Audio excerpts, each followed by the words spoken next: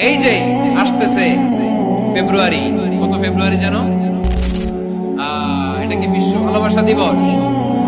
হ্যাঁ, কি দিবস? এই বিশ্ব ভালোবাসা দিবসের সাথে মুসলমানদের কোনো সম্পর্ক নাই। আমার প্রিয় ভাইরা, এই যে আপনি অবৈধ সম্পর্কে জড়ালেন, কেন আল্লাহ অশ্লীলতাকে হারাম করেছে দেখেন। বলতেছিলাম যে এটা আপনার নাসাল, আপনার জেনারেশন, আপনার লিনিয়েজ, আপনার বংশকে প্রিজার্ভ করা। কে কার বাবা, কে কার মা, বাবা মা জানা, প্রজন্মকে প্রিজার্ভ করা, এটা ইসলাম ওয়াজিব করে দিয়েছে।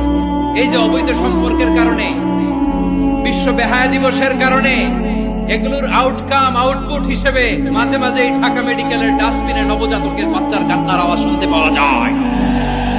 চট্টগ্রাম মেডিকেলের ডাস্টবিনে নবজাতকের কান্না শুনতে পাওয়া যায়।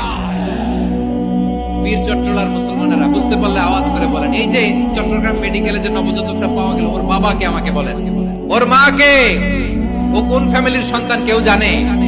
আপনি হিউম্যান ডিগনিটিকে অপমান করেছেন না? আপনি তার ভবিষ্যৎকে অন্ধকার করেছেন না? আপনি তার লিনিয়েজকে প্রশ্নবিদ্ধ করে দিয়েছেন না? এই জন্য আল্লাহ তাআলা অশ্লীলতাকে আমাদের জন্য হারাম করে দিয়েছেন। সুবহানাল্লাহ।